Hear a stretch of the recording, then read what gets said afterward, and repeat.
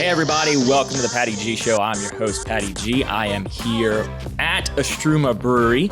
It is a phenomenal place if you haven't been here before. The vibe in here is unreal. I foresee some future episodes of the show being filmed here. Thanks, Josiah. But without further ado, we're here with John and Tad. We're going to learn a little bit about the art of brewing, the art of longhorn raising, and also some goat work. But before we do that, I want to give a big shout out to our wonderful sponsors, Falaya Real Estate and Government Taco. Without further ado, John and Tad, welcome to the show. Thank you, man. Thank you for having us. How are y'all doing on this Wednesday, the closed Wednesday? I didn't realize y'all were closed today. Yes, today is one of our days off, but we're soon to be opening on Tuesdays and Wednesdays. That's exciting. So then only one day a week closed Mondays. One day a week closed, yes. Very nice. Well, what is Istrouma Brewery for those who are listening? Or is it Istrouma Brewery or Istrouma Brewing? The farm? Well, yeah, the farm itself is called Sugar Farms. It was named after our golden retriever, Sugar. And we kind of named it that because we always talk about getting some loving from our kids, from our animals, from our four-legged, our two-legged, and we call it Sugar in our family. And so that was kind of how it was named, you know? I like it. Yeah. I like it. And then, of course, on the farm, we have the Istrouma restaurant, and then we have the Istrouma Brewing. And then we'll obviously, in the future, have our own dairy, which we'll make our own ice cream. Actually, we're already making our own ice cream. Yeah. I've had some of that ice cream. Yeah. Tad brought it into studio at Talk 107.3, and I enjoyed, what was it, a habanero pineapple? Yeah, pineapple habanero popsicles, the Lala Pops, frozen Lala Pops. So, Yeah. But to kind of answer the larger question of what is a Struma, John said it's Sugar Farms is the name of the whole farm. We see ourselves as really an art farm. So what we're doing is we're cultivating art in different forms. So whether that's our food, our merch, our drinks, the art that a lot of which John has done himself, the whole thing, it's just art in different ways. So that's what we're cultivating on our farm. I like it. And which is amazing is so many of our teammates, just like Thaddeus, there's so many creative ways that he creates on this farm. Our chef in the kitchen, the same. So many of our teammates here are not just teammates in making this really what it is, but it's, they have their own creative. Thaddeus does an amazing job of creating different beverages. He does an amazing job of creating different designs for our t-shirts and that kind of thing. I do some of the artwork, but the point is that we have a team of creatives, which is really, it makes it a lot of fun, because I think that's a part of it. I think that whenever we hire someone, that's part of what we say is, look, it's a job. We have to make a living. We want to take care of our families, most important, but we got to have fun doing it. And we want to have people that fit within our culture, and we like to have fun. We love to be creative and kind of push the limits of that creativity. My wife and I started off, as a painter. And then we jumped into the realm of film and television, and then we've now doing the food thing and food and beverage thing. And I think that the point is to have fun, have a passion for what you do, and then figure out how to make money at it. Don't start the other way around, right? Right. If you start the other way around and how do I make money at selling a pizza, or how do I make money at selling a beer? I mean, it shows. People see that, right? And I think my hope and prayer, and I'm sure Thaddeus feels the same, is that when people come here, they see the passion, because it's not easy what we're doing, and it could be a lot easier, but the product would suffer for it. Right. Whether it's the merch, whether it's the food, whether it's the beverages, whether it's the homemade syrups that Thaddeus gets into homemade making. syrups? Oh yeah. Yeah. So we when we first opened, we had a pretty limited beer selection, and so we looked for what is a historical way that we could fix that without doing something that was too weird. And so Berliner Weisses traditionally get fresh fruit syrups added to them. So we had a Berliner Weiss on, and we came up with several different fruit syrups that we added to, and we like those syrups so much that we've kept them to blend with other beers or with our lemonade or with our beeritas. We do right now we have a raspberry basil. It's John's favorite beverage. Always. More than anything else we do, he likes raspberry basil and lemonade, because it's fresh squeezed lemonade and then fresh raspberry basil syrup. And then we do the frozen beeritas we have lime out of the machine, and then we add strawberry puree that we make ourselves, and then a pineapple habanero. So it's a way of taking, kind of a limited menu and expanding it without having to take up more tap space or anything like that. Yeah. Right. So having like the rotational of always creating something new. Yeah. It's not a designated, we've got 12 taps, we have 12 beers all the time. It's come back, you might have 4 different beers, maybe 8 regulars. When we first opened, thankfully we had the problem of we were nearly running out of beer each weekend. And so that's a good problem to have. It was a great problem to have, but it was, okay, we only have 4 beers on. How do we make those 4 beers go a little bit further? And so we had just a straight Berliner Weiss that we were adding fruit flavors to. So now if we had 4 flavors, we actually had 5 different beers out of that one beer because we had the, straight Berliner Weiss and then those other 4 flavors. And so it was just a way of like, playing to the strengths that we had. We had a great beer. We knew our history. Let's do what we can with that. Yeah. I love that. So John, you came from the painting, then the film industry, and then you decided, why not try beer? How does one get to that from those two very different fields? Well, I think that really my family. I had tried my hand at doing some brewing at home, right? So home brewer, loved it. Always knew we wanted to expand that at some point. But our family, no matter where we go in the world, we love to uncover amazing food joints, food and beverage joints, and so. Literally everywhere, we'll drive. It's nothing for us to drive an extra 4 hours this way to hit this pizza, hit that brewery that has this kind of, and because that's what we enjoy doing, doing together and talking about it and studying why we enjoyed it and that kind of thing. So I think for us, again, I'm always I lean towards do what you love to do, that you have a passion for, that you're called to do. And then I disagree with you still work. But it's you still work. It's not something that I don't go to work every day because we have long hours, but we love it and we constantly push each other, which makes every day exciting and fun a lot. Yeah, it's that thrill of it's because of how creative y'all are, and because of how creative the space is. It's that thrill of something still going to be new, even doing it 10 years down the line. I love seeing Thaddeus. When I come in at times or coming in and out of doing something, and Thaddeus is picking basil in out there, or I see somebody else that's taking the basil and taking it to the kitchen. And to me, that thrills me beyond to be able to utilize. And our goal and our dream, in 10 years would be that, if we make a certain tortilla or if we make a certain cheese, that we have a huge hand in making that. We try to do it now, but it's something that we're going to have to grow towards. Yeah, as best we can. We're not serving anything here that we're not making ourselves. And there's a couple places where we've had to replace that with a great product that we are buying. But the quest is for us to get to that point where not necessarily farm to table, but locally sourced to table, right? And that we are making those things ourselves. Right. You can still track back to where that first ingredient came from. Exactly. Right. And you're not saying, it's just from some truck that shows up, they drop it off and we cook with it. Right. It's more of, we're supporting local farmer John, in New Roads to get our wheat or whatever it may be. Yeah. And our goal is to increase that every year. So, just recently I met with a goat farmer, and we're looking at taking our goats and really starting to milk our goats. And now we're going to make,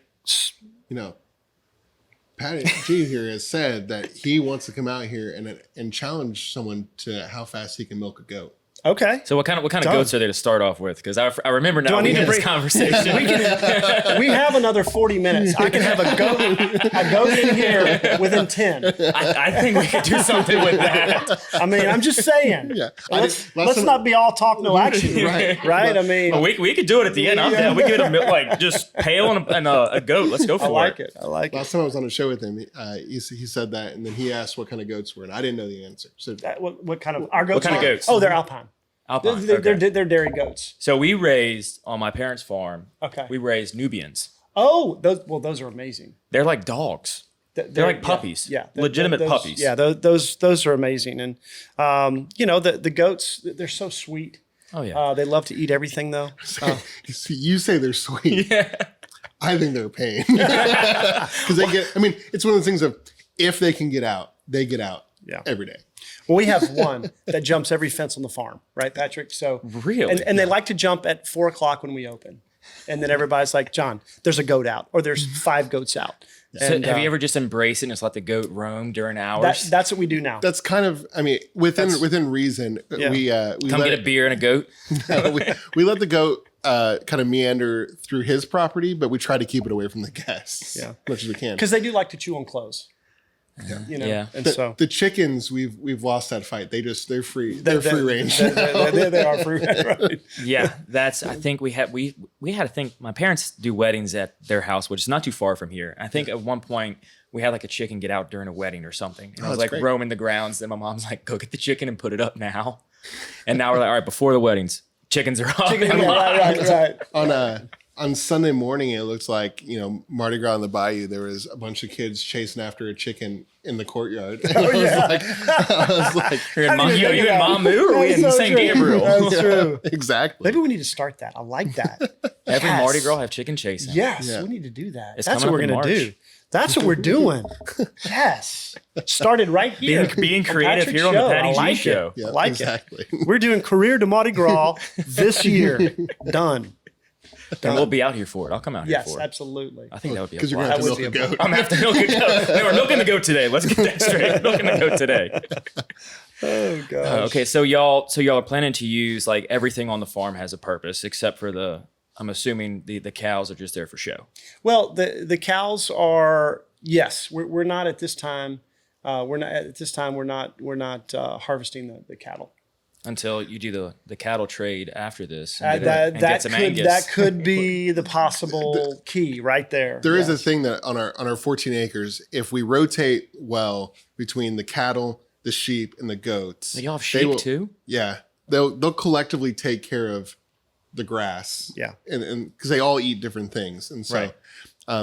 even though that we're just using them for selective breeding, they still serve a purpose in keeping our grass down. Yes, So absolutely. as long as we rotate through those three, the sheep, goats, and cattle, they'll all eat something different, and it'll keep the grass down for us. And what you can do is like for the fence lines, instead if you spray them or not, just have a ride or have a part of the brewery that you get a goat on a leash and someone pays like $1 to go walk the goat down the fence line and it just weeds the whole fence line. You have thought through this. Are y'all doing this on your farm? No, we don't have the goats anymore. There are But still, breweries- still you walk them down the fence line and they'll eat I all like the it. weeds. I like it. That's actually I actually had a neighbor call not too long ago. Well, during the storm, they lost power and it was too wet from the hurricane. And they said, "Hey, can we rent some of your goats or sheep?" I'm like, "No, I'll let you use it. I mean, we want to put it in our yard and let it eat because we can't mow." I'm like, "Okay, it was an interesting call." I never thought I would get that one, but I did. Well, I mean, out here in St. Gabriel, you can do whatever you want. Yeah. There are other breweries. Jester King out in Austin, they do goat walks. So I know that. Yeah, we might need to A step goat- up our Could be a step up our thing. goat game. Goat walks, sheep walks. Yeah. So are y'all gonna like plan on using the sheep for merch later on? Turning their coats into merch? I don't know about that. No, I think that, but we have talked about doing a T-shirt. We call our goats the bearded ladies. I would personally like to wear a hat that says the bearded ladies, or I love the bearded ladies. So With like a picture of the sheep somewhere. the sheep with the long beard, I don't know. It could be The interesting. goat with the long beard. Yep. Yeah, it could work.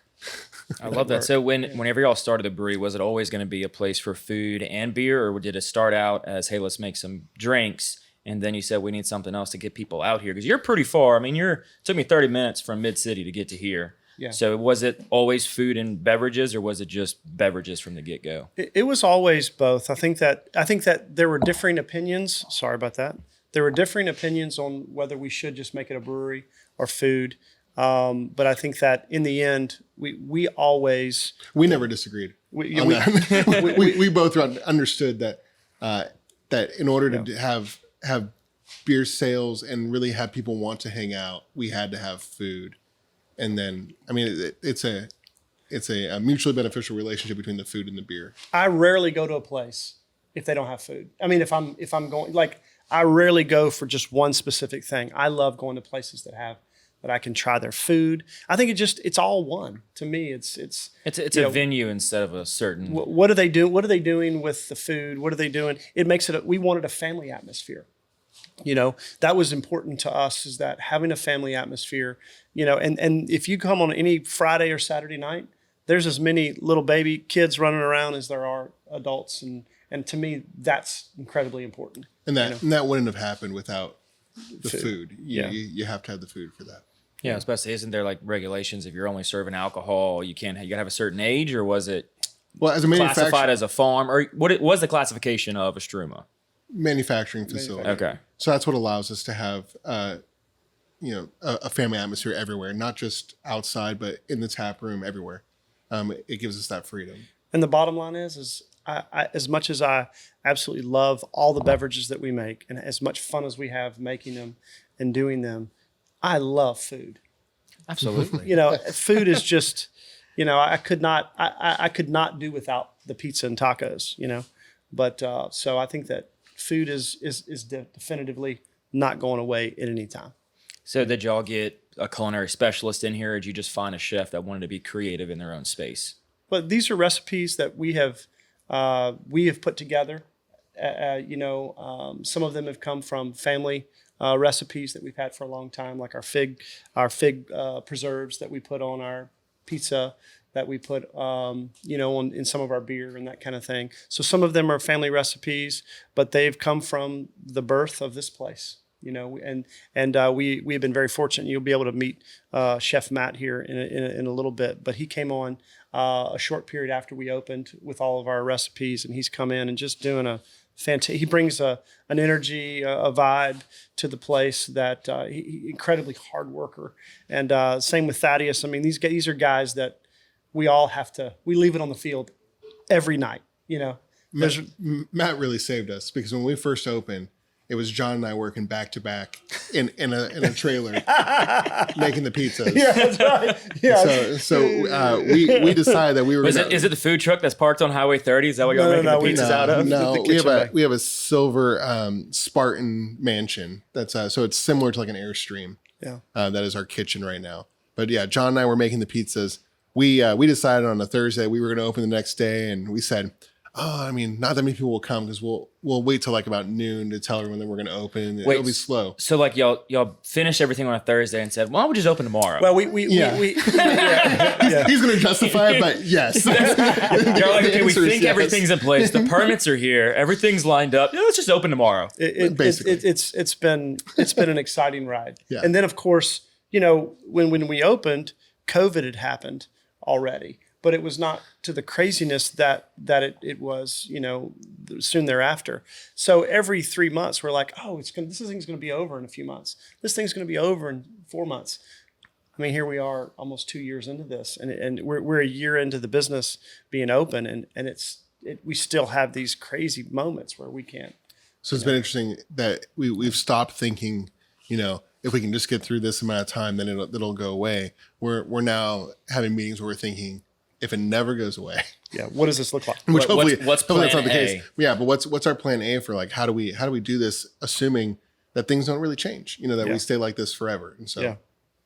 Which is a mindset of operating under, how do we work around the system, not how do we wait for the system to work for us? Yeah. Exactly. If you wait for that, you'll be still these waiting. doors will be closed. But if you're waiting on that to happen. Yeah. If there's no win, we're going to get out and row. And so that's what we're kind of doing. So Thaddeus, what is your background? And so it sounds like you were here from the get-go. How did you end up getting here? We know you were talking earlier about your makeup days. So let's go back to what that was. Bands. No, that's not really how I got here. Is that? But I teach sixth grade as well, and I do that Monday through Thursday at Sequitur Classical Academy. And John's oldest was at the school for a year, and I heard through the grapevine that this family at the school was opening a brewery. And so I just cold called him one day and said, hey, I know you don't really know me. You only know me as the guy who does carpool, because I didn't teach blue. And so I told him, I worked for Pelican House as their beer educator for a number of years. I worked for the Portobello's company. I managed Peebo's. And so I've done a lot of stuff with beer. I worked with the State History Museum doing beer talks and such. And so I just said, hey, I want to come check the place out. And on my way out here the first time, an old manager of mine sent me a job posting for an unnamed brewery. And I was like, wait, I think I'm driving out there. I think I'm on my way right now. And I had my son with me. Like, we were just coming to hang out. And I got here and I was like, hey, I just want to put my name in the hat, for this. And so from there, we started having conversations, and it was just clear that, a lot of stuff clicked and we were on the same page. And there were some awesome things going on out here that I just wanted to be a part of, whatever that looked like. And so, and that role has looked like different things, since the beginning. It's changed, what I'm doing, but I'm, thrilled to be here and be a part of it in any way. So, yeah. So, and you're still teaching now, or? I still teach. Yep. So, how's that balance? It works most of the time. Right.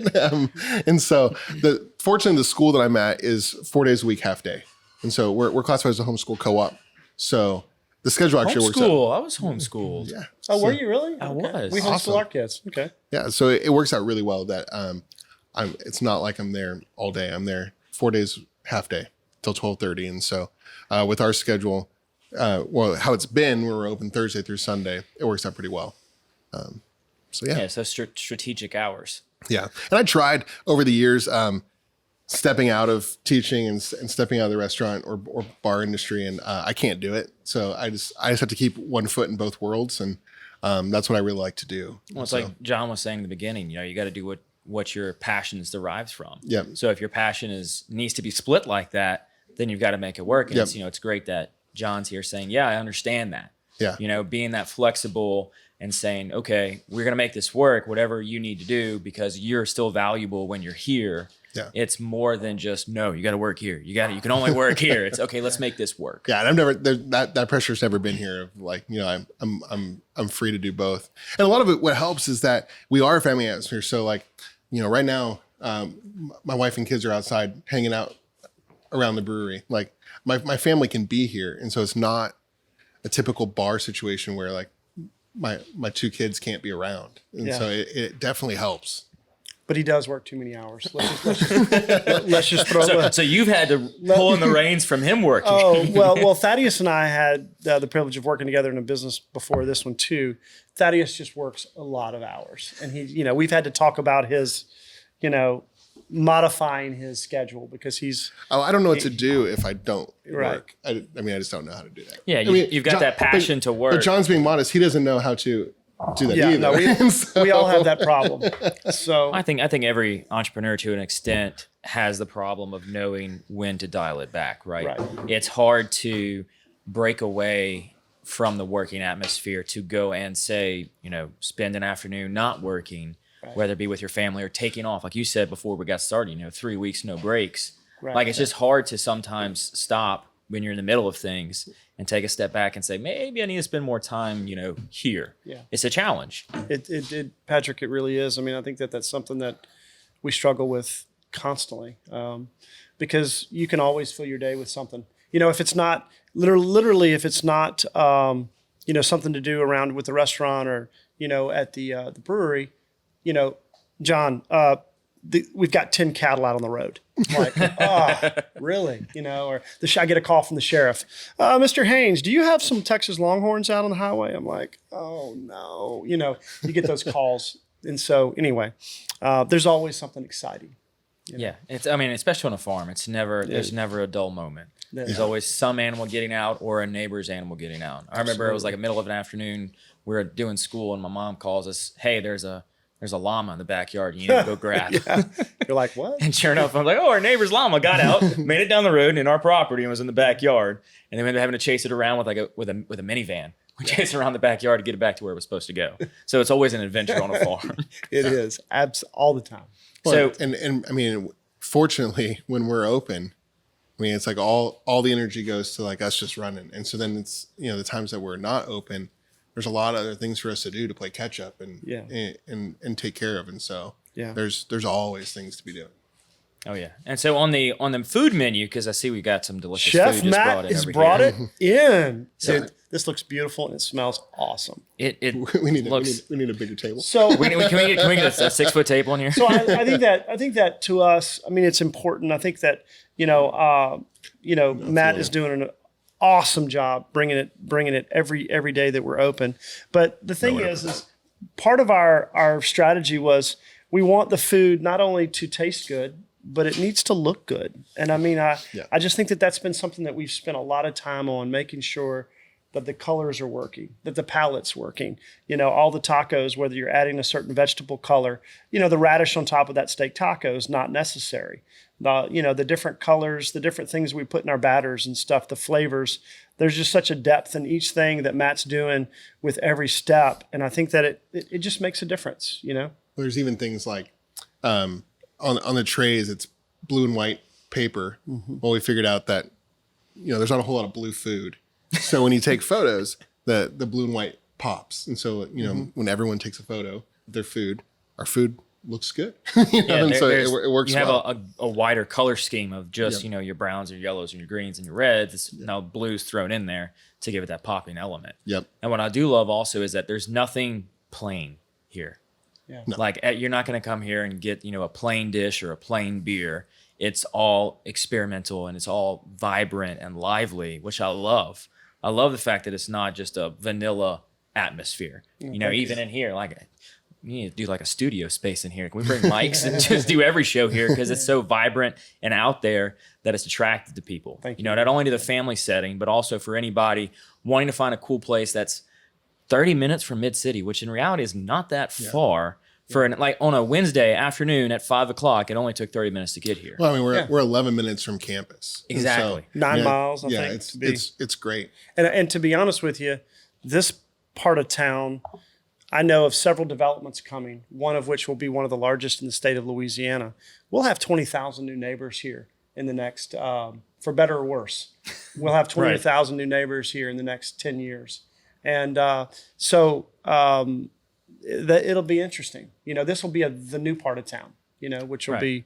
Or it'll be its own town in its and of own, itself. you're right. Absolutely. You know, and it becomes that destination. You know, like y'all aren't alone out here when it comes to really groovy places. You mean, you got Roberto's right off of Bayou Paul. Amazing. Yeah. You know, I worked there for I think 2 years as a busser. Oh, did Okay. you? That's awesome. So like always hearing everybody sit there in the restaurant and say, I never heard of this place, but everyone said it was worth the drive. Yep. Same thing's going to be said about this place. That's what we hear every weekend. And Exactly. We love it. Yeah. You know, it's like, oh, we didn't know this place was here. It's definitely worth the drive, and it's not that far of a drive. Yeah. Well, I think that if kind of going back what we were talking about a little while ago, whether it's the chips, whether it's the salsa or the queso, you know, we looked at, you know, you can do a much less expensive queso that tastes close to what we do.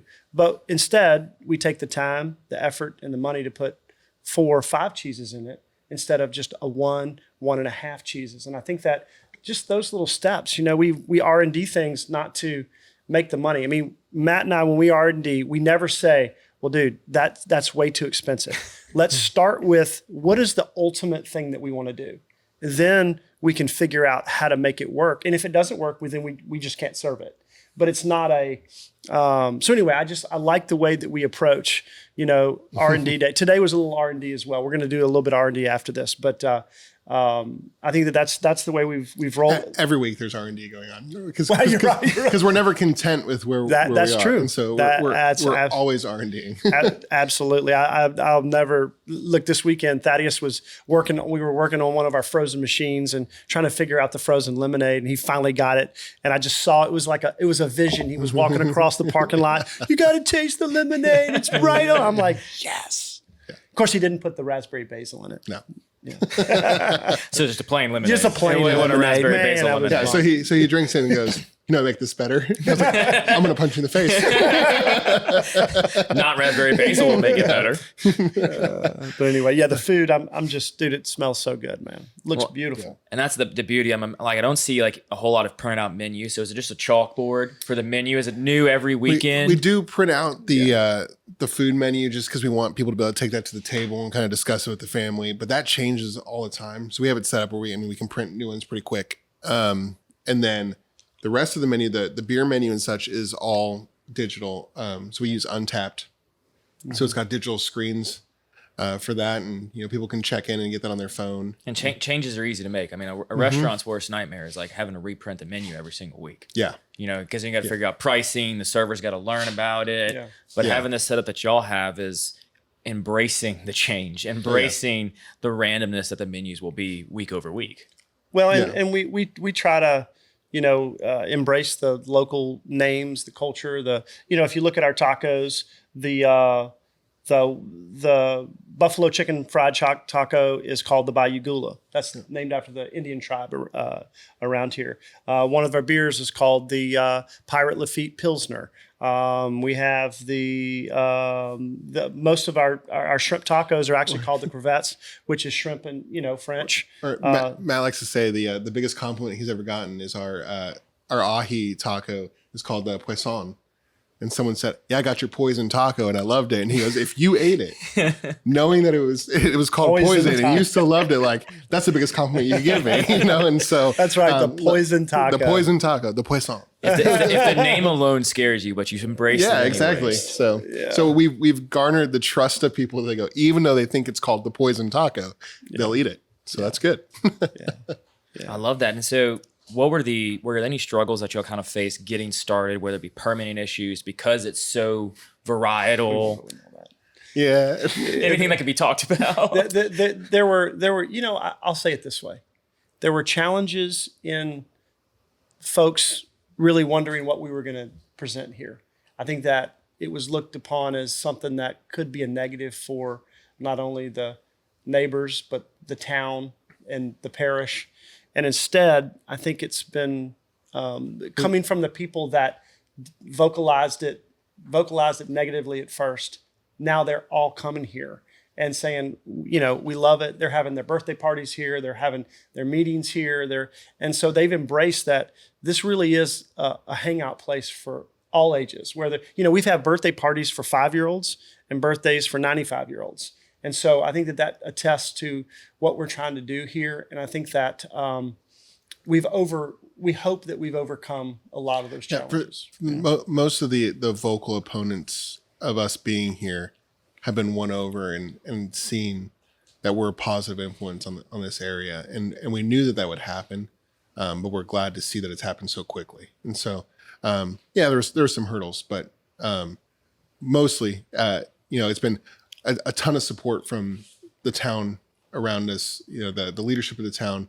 It's been overwhelmingly support, and that only gets better each day. They're awesome, and so the parish government has been great in helping us. The local government, a lot of them come here, hang out, and eat. When we have disasters going on down the street, we love going and helping our teammates out, or our firemen who are giving their hours and days, and we've become a part of the community, and it's been fun to kind of see us, be embraced that way. Especially how tightly knit the community is. It is. It's always nerve-wracking to go into a tight knit community as an outsider, because then you get what y'all got. That pushback. Mm-hmm. Whoa, we don't know if we want something like this coming in. But then once you're able to just keep fighting for it and keep pushing through, then they say, "Oh, this isn't so bad."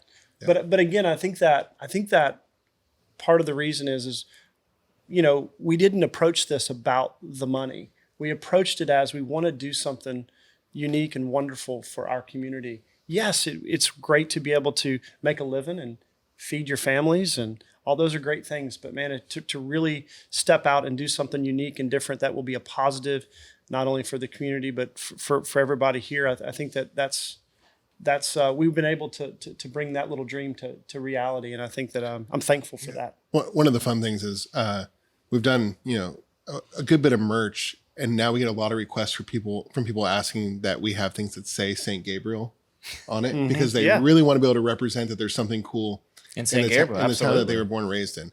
And so that's awesome, because it's like if just seeing that level of that we've become part of this town and we've become part of this community, and that they want to represent us and their town, together. So that's been really awesome. Yeah, agreed. Is there anything that y'all would change looking back? I mean, y'all coming up on y'all's 1-year anniversary. What is it, mid-October, I believe? Yes, that's correct. So looking back over your first year, has it been what you thought it would? I think that, I don't know what Thaddeus would have to say about it, but I think that, yes. I mean, I think that no matter what you do, you always would look back and go, man, I just wish I would have done that differently. We could have done that in a different way. But sometimes those mistakes are what really made you strive to do something else greater, right? I think that the bulk of the things that we probably would change, and I'm pretty sure you'll agree with this, is that we would have built bigger from the get-go. That we would have not undersold ourselves in the potential of this place and just built bigger from the get-go. Yeah. And I think that's true of a lot of breweries that they'll say that. But in many ways, food, beer, everything, we would have just built, we wouldn't have been afraid to really grab one of the dream and build bigger to begin with. Like our desserts, for example, we've started doing our own homemade ice creams. We're starting to do our own la pops, which are our lollipops, out of our ice cream. Our popsicles, yeah. Popsicles. Thank you. And we would love to have come out in a huge way to do our desserts. But when you're in a certain amount of space, when you have, you just can't do those things. So to your point, we would probably relocate some of the funds that we spent here and make a larger parking lot immediately, make a larger kitchen immediately, make a larger tap room immediately, instead of... Because every discussion that we have on expanding is always, well, where do we have the space? Every big decision we make is, what space are we going to use to do that? And so, do people really need to go to the bathroom? We can just use that. You're out in the country. Just find a good tree, like screw a pole into it and put some toilet paper on it. You're called a day. Hang a curtain around the tree. Absolutely. Well, a guy asked me this week, he said, where do you go to the bathroom? I said, man, you got whatever tree you want, it's yours. And you just don't get that if you were to build within, city limits or something like that. I think another thing that makes Istrouma so successful is the location of it. Because you're out here on the farm and you have the freedoms of the openness, you have the freedoms of being and doing whatever you need to do on the farm. It's not restrictive and allows for that artistic creation to go even further than it would if you were in a downtown corridor with a warehouse. It's also the only way that I think, we were able to do business during COVID, was that we had so much space, and it was whatever you feel comfortable with. If you feel like you really need to distance yourself, great. We have space for you to go really distance yourself. That's right. Sit in your cars and we'll bring it out. Yeah. No, it's true. We thought about that. That was definitely on the table. Discussion many a times, Yeah. Or do we need to have a drive-through line to do to-go sales? Or, we kind of thought through all those things. But it's one of those things where you get out here and 11 minutes from campus, but once you get out here, you realize, first of all, that it's really not that far of a drive. And then second thing you realize is it feels like I'm forever away from all that, which is the best thing we have going for us, is that when you come out here, it's a little bit of a vacation from everything else that's going on. We're far enough removed. Someone said this weekend that when you're standing at the brewery, you can't see a road, because we have a gravel road, but you can't actually see the street from anywhere standing at the brewery property. And that's, it's pretty awesome that you're that far removed from everything else that's going on. Yeah. And then, but then at the same time, you pop out on 30. Yep. You're right there. You're right there. Yeah. And so it doesn't take that long to get away. Which is huge, because when you're in Baton Rouge, you can't imagine something exists like this. Right. You can't imagine pulling up to a farm that's right outside the state, that's right outside the city, but in Louisiana, that's really everywhere. Well, it's not just unique to here. 5 years or so, everything around us is still going to feel like that. Because there's a lot of people who are coming into this area, but we're still going to have our 14 acres that remove us from whatever comes up around us. And so it's still going to maintain that separation, which is fantastic. I love that. So you're almost 1 year in the books. What's the next year for Istrouma look like? I think that, there'll be small things that we want to add. We're going to promote in our food. We're going to expand the menu. We're going to start at some point doing our burgers, slider burgers. We're going to do chicken sandwiches. We're going to start doing our holiday smoked meats. We're going to really push our king cakes, which Matt's killing it on. We're going to start expanding the food menu. From a beer, we're going to continue to be adventurous, and not only adventurous in flavor, but also bringing back historical beers that haven't been done, that you don't see a lot. So we love riding that edge of, yes, let's push the limit, but let's also go back to history and see because or let's do both at the same time. absolutely. Like some of the most popular beers we've had have been our stock ales, which stock ales, there's not a whole lot of examples out there of them that I was about to ask what is a stock right. ale? So it's like the little brother to a barley wine. So it's pretty high ABV. It looks dark like a stout or a porter, but it's not as bitter. It's a little bit on the sweeter side typically. Yeah. A little bit boozy. We did one of those and we put dates, honey, and pistachios in it. John and his family spent some time in Turkey, and they brought back a love for those flavors and wanted to kind of incorporate those into a Holy Land's beer. So we called it Farm Cool Jesus. You know, so Holy Land ingredients. Mm-hmm. We're going to put it into a classic beer style that just doesn't get a whole lot of love. Yeah. And make it our own. And then we're going to take it a step further, and we're going to do a Farm Cool John the Baptist. And we're going to put crickets in it. so we did that. We did that too, and we'll have the Farm Cool John the Baptist is going to come out again soon, probably in the next month. Yeah, we'll have that out again, and so it's the thing of we're going to resurrect styles or make styles that pardon the pun. Yeah. So y'all on purpose. Yeah. Y'all work with David Fluker Farms for some crickets. You know, actually, yes. My insurance agent who insures both of us. He wants to introduce us. We need to get. We actually put some crickets in some food, so we need to get some cricket tacos, right, Matt? Ooh, cricket tacos. Matt is like, no. What you need to do is you need to convince David to bring back the chocolate covered cricket. Yeah, that in our ice cream could be pretty stinking good. Ooh, chocolate. Matt's like, I no longer like this interview. He's giving us a sign saying, like, wait, close it out. What are we doing here? Okay, so but as far as things, so that's our food, some of our beverages. I think that we want to start doing our creamery this year again, where we're making a lot of our at least our goat cheese. I think that we want to just what our real focus is for this new year is to take what we've done in year one and really make it a little smoother, but grow a little bit. So expand our kitchen, expand things, expand our parking lots, expand. We're going to do a drive-in movie theater.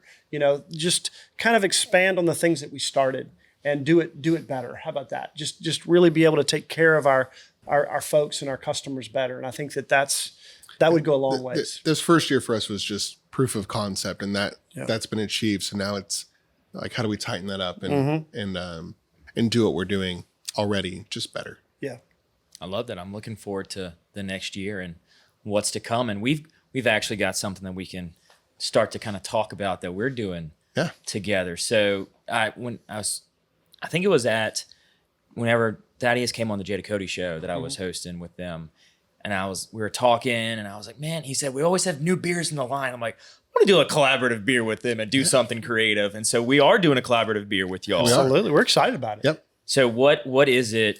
Explain to them exactly what it is that we've got coming in the pipeline. So Golden Retriever is our most popular beer, hands down. And it's the one that we've kind of have messed with the most as far as doing other flavors. So every beer that we have here that has a dog name is based on the Golden Retriever, which is our blonde.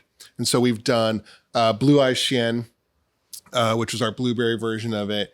Right now we have the Blue Tick Coonhound, which is a blackberry raspberry version of it. And so when you were talking, I said, we like to do fruits with this beer, but we also like to play with herbs and spices, and so we like to kind of combine those. And so you threw out some ideas, and one of them was to do like cinnamon apple. And so now we've done, we're actually drinking right now a peach cobbler.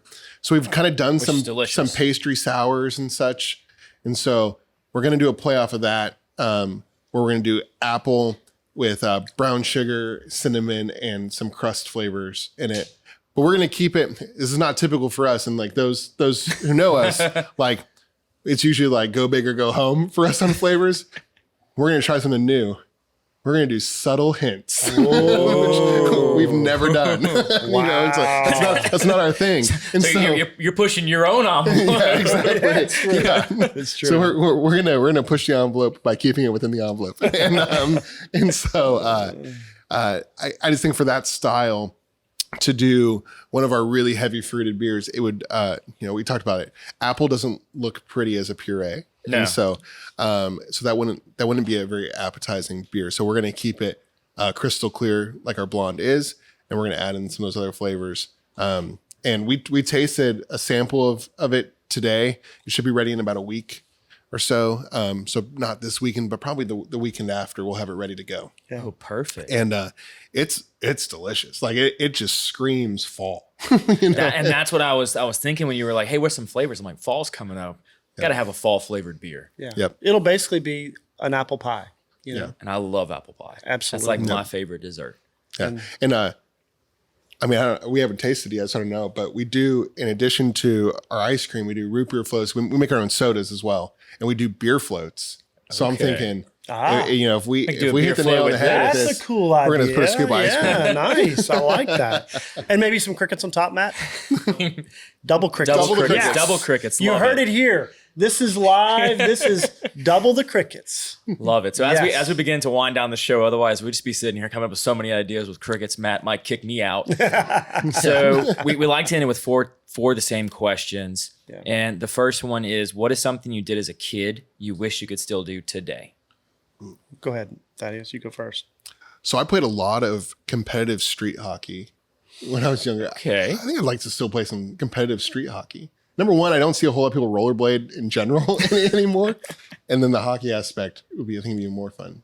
So if there's like a line on an adult competitive street hockey league, like I'm in. If you're an adult competitive street hockey person, hit up Thaddeus here at Istrouma. Let him know what's up. Totally in. I think I would, I'm kind of follically challenged now. So I would love to be able to brush my hair again. Brush your hair. I think that would be my... Well, I can't help you there. Maybe take some of Thaddeus's, make a wig. I thought about taking my kids. They could be my guys, and I could pay them, to take some, but it's just, I think just bald is sexy and just got to go with it. That's it. Just play into it. Absolutely. Just go with it. So y'all have been in business for almost a year. Yeah. What are 3 lessons that y'all have learned along the way? Oof. And it could be lessons you learned in your prior careers coming into this that helped you make it successful. Just 3 lessons you've gathered throughout your life. Go ahead. No, this is your business. I don't want you to know. Well, I think the bottom line is that you have to, that no matter what business you go into, you cannot achieve it on your own. I mean, I think that just whether it's iron sharpens iron, whether it's a husband-wife team, it's a family, whether it's a work family, it's a restaurant, it's a brewery, it doesn't matter. You have production team. You can't do it on your own. There are things that you can do, but I've learned that you have to have a team, and that team member, including me, you have to remember that they can't do everything. Everybody has been given a certain skill set, a certain set of gifts, and you can't always take them out of their gift zone, right? Including myself. And so you just have to continuously have the grace to give people and yourself when you can't achieve. And so embrace your team with the skill sets. So, that's why, on a football team, you got 11 players. If they're not doing their job, bad things happen quickly. It can't all be the quarterback. I tell people all the time, my kids, when Burrow was doing his thing, and don't get me wrong, the guy's a gifted player. I said, you let those 5 guys just sit down. We'll see how many passes are thrown. You gotta have those guys on the front that are fighting every play. And I think that no matter what business I've done or my wife has done, team, family, it's a team. 2 people, 10 people, 11 people. So 1 team, 1 heartbeat. That you gotta have it. Always. I love that. And it's not easy, right? It's just like a family. I mean, you have disagreements, creative differences, whatever it is. So it's a constant. We're human, so you have to deal with that human aspect of we're imperfect, but it's also beautiful when you can bring it together, right? When you have those moments. That's where we do best, is when we have disagreements. We don't have a management staff or a management team that's afraid to say, like, I don't agree, and so you got vocal team members. Yeah, we have, not that any of us are rude to each other, but we're not afraid to let our opinion be known. Right. And I think we are so much better for that we don't have a team that just lets something go and says, oh man, I really disagree with that. But whatever, here we are now. Like, like we don't have that team.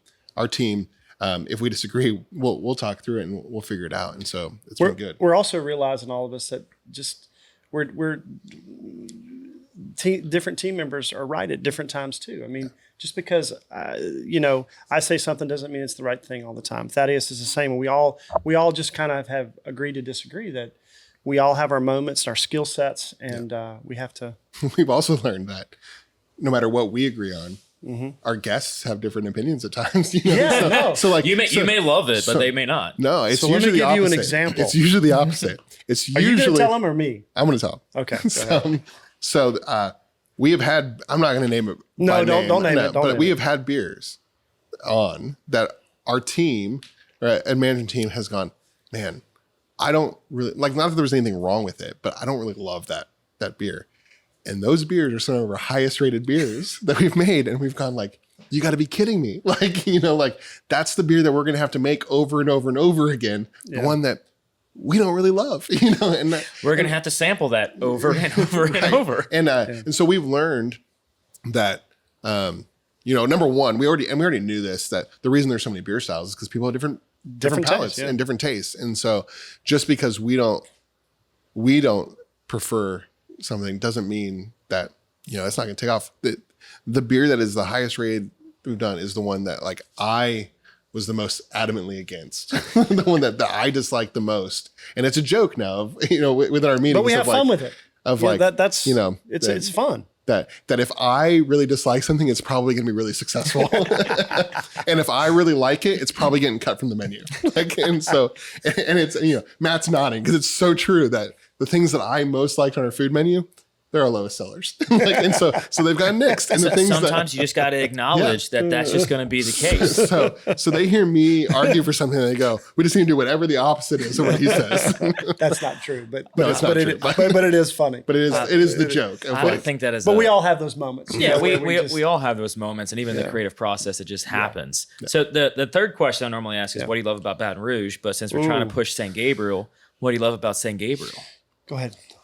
Oh. Dude, what I love about it can be Baton Rouge too.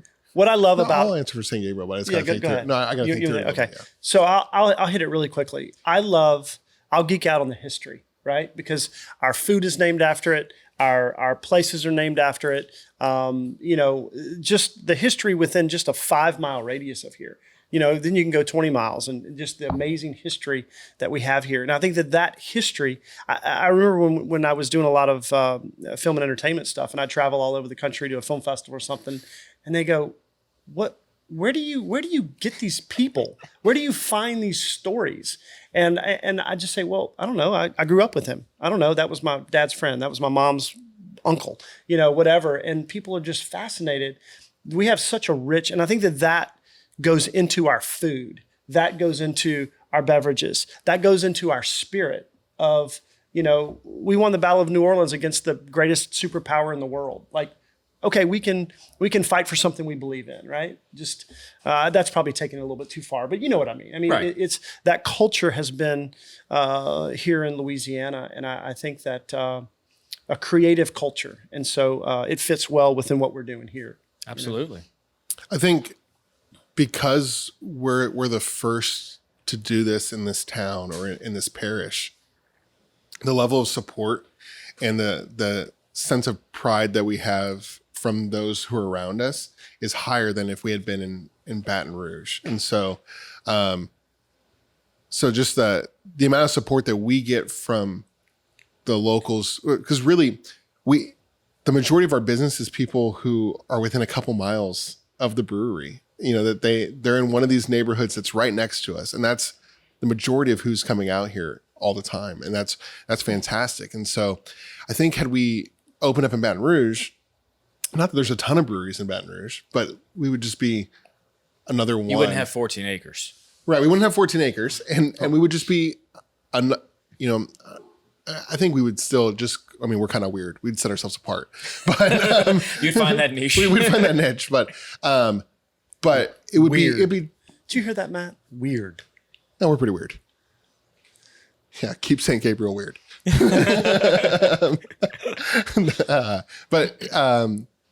the level of support that we have being in St. Gabriel is, I think, totally different than if we had been in Baton Rouge.